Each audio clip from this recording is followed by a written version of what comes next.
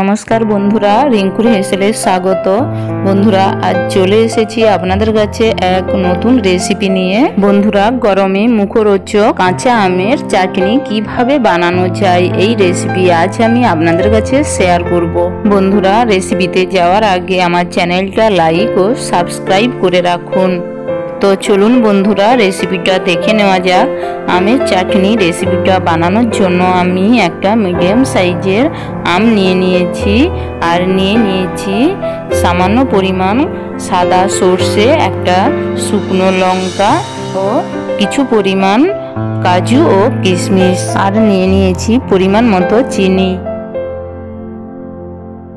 आमटा आमी छोटो टुकरो करे केटे धुए रेखेछि और गैसेर चूलाटा धरिए तार ऊपर कड़ाई बसिए रेखे कड़ाई गरम होले ओर मध्य आमी सामान्य परिमाण सादा तेल निये नेब।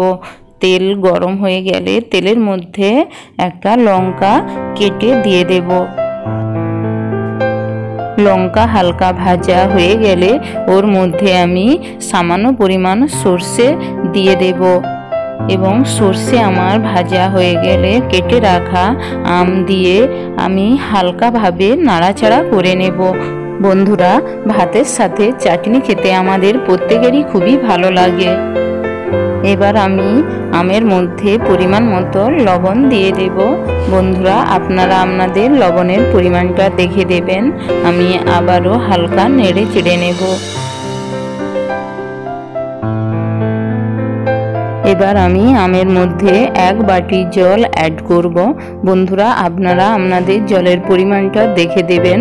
আপনারা যদি চাটনিটা গাঢ় গাঢ় খেতে চান তাহলে অল্প পরিমাণ জল দেবেন। আমার মনে হয় চাটনি পাতলাই ভালো, তার জন্য একটু বেশি পরিমাণে জল আমি দিয়েছি। এবার আমি এর মধ্যে কাজু ও কিশমিশগুলো অ্যাড করব। আমি আগে থেকে কাজুগুলো ভেঙে রেখেছি। এবার আমি আমটা সেদ্ধ হওয়ার জন্য 5 মিনিটের জন্য ঢেকে দেব।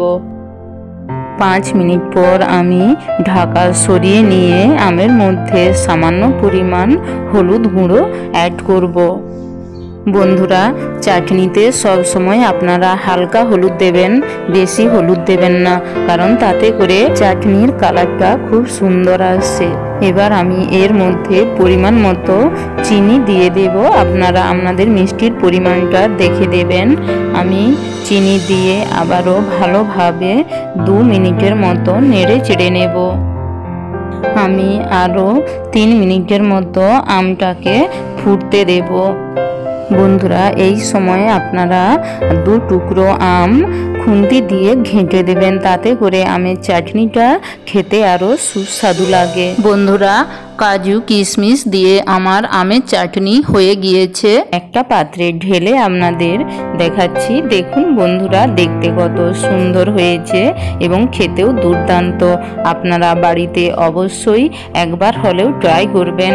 আর রান্না শেষে বন্ধুরা আমার বিশ্বাস আপনারা আমার চ্যানেলটা অবশ্যই লাইক ও সাবস্ক্রাইব করে দেবেন। আজ তবে এতটাই বন্ধুরা, আবার দেখা হবে নতুন কোনো রেসিপি নিয়ে।